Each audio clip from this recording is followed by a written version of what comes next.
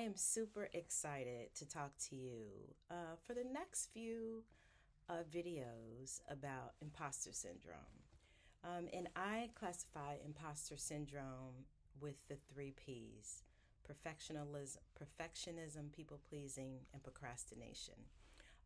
I am sure that you probably fall in between those three P's at least once.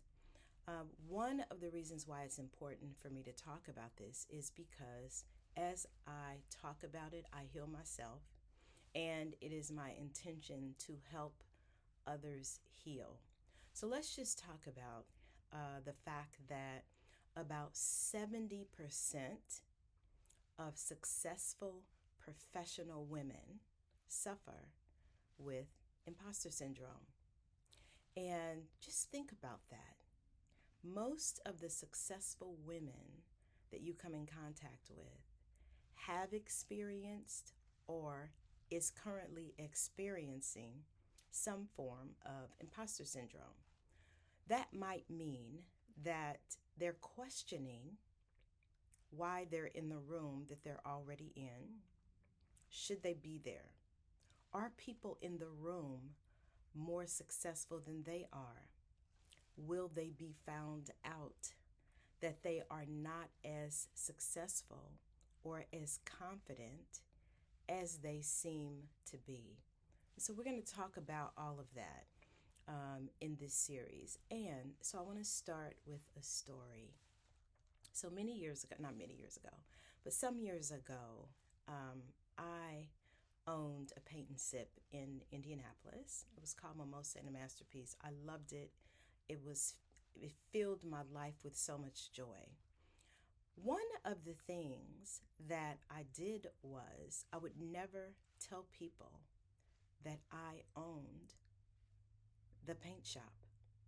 I would never tell people. When people came in, they would be like, "Well, who are you?" I would say, "I'm the hostess with the mostest."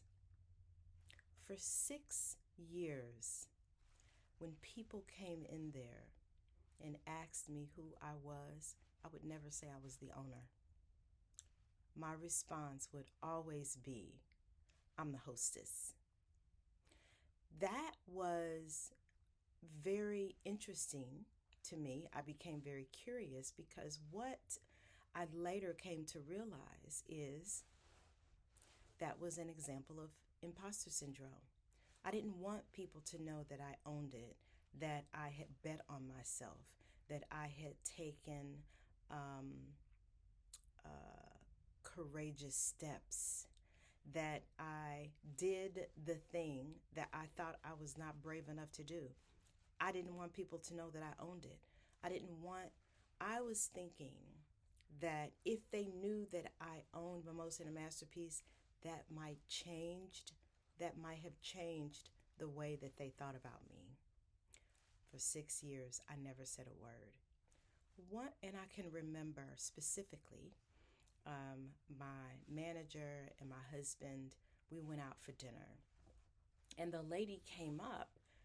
I don't remember exactly what happened, but I was talking to her and I was like, "I own Mimosa and a Masterpiece down the street." And they were both, my manager and my husband was like, "You never tell people that." But that was a pivotal moment of me kind of stepping into my power, stepping into this new place of knowing that I had done something that not a lot of people do. I had a thriving brick and mortar business in downtown Indianapolis, and that is something to be proud about. And so if you are experiencing some form, some trickle of imposter syndrome, know that you are not alone. Know that maybe one of the ladies that you are sitting next to in the meeting that you are in the corner office or in the boardroom, may also be experiencing, should I be here? Do I know enough? Maybe I shouldn't be here. Know that you are not alone. So, before we get too far into it, I also want to talk a little bit about the three P's so that you have an understanding. Um, Perfectionism is also one of the things that it can be underlying in imposter syndrome because you think that you have to show up in a certain way, you have to know certain things, you have to present yourself to be always put together. What that also means is that you are controlling things behind the scenes, how things look, how things are, what are people going to think. You want to make sure that everything is decent and in order, that if it has a place, it's in its place. You are very strategic and controlling about what you think other people see. Now, what that does is it gets in the way between your connection with other people.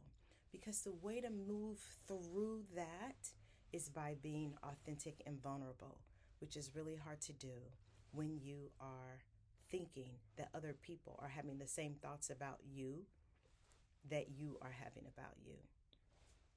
So that is perfectionism. The other one is procrastination. Now, I will tell you, procrastination is one that I continue to move through every day.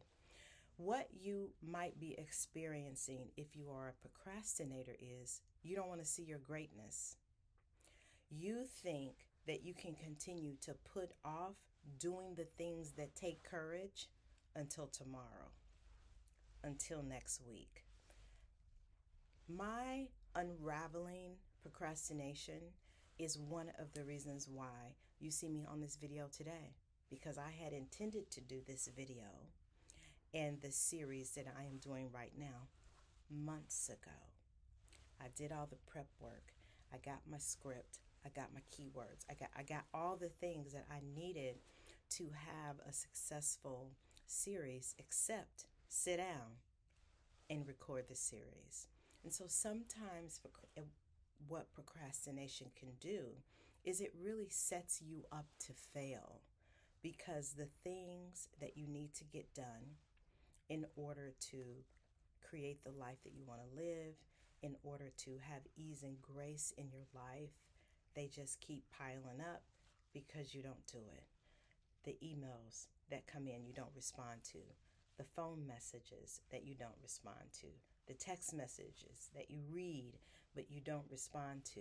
They just keep piling up, and you end up creating situations where what you thought would be true is actually coming true. That you are not being a woman of your word, you can't be trusted. And a lot of that has to do with the thoughts that you are having about yourself. The last P is people pleasing. Now, listen. Listen. That people pleasing, that is one that I believe can be one of the most heartbreaking and heart-wrenching P's to overcome, because of your thoughts about what other people are going to think if you say no, not yet. Let me get back with you.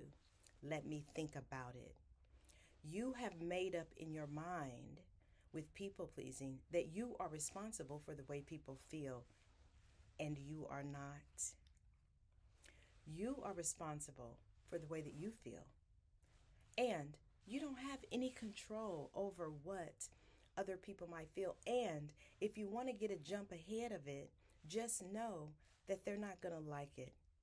Brace yourself for that, knowing that as you continue to flex your no muscle, people will not like it. They will wonder, well, what happened to you? You usually do it. You did it the last time. Who do you think you are? Know that you may experience some of that, and know that that is okay. Because as the more you say no to other people, that opens up a space for you to say yes to yourself. So listen, this is just the start. Hang around. We're going to be talking more about imposter syndrome, the three P's of imposter syndrome, and I'm even going to throw in a little bit of inner child healing, which is the foundation of all of that. So come along, share, comment, subscribe, do all the things. Do all the things because it's going to be a beautiful experience.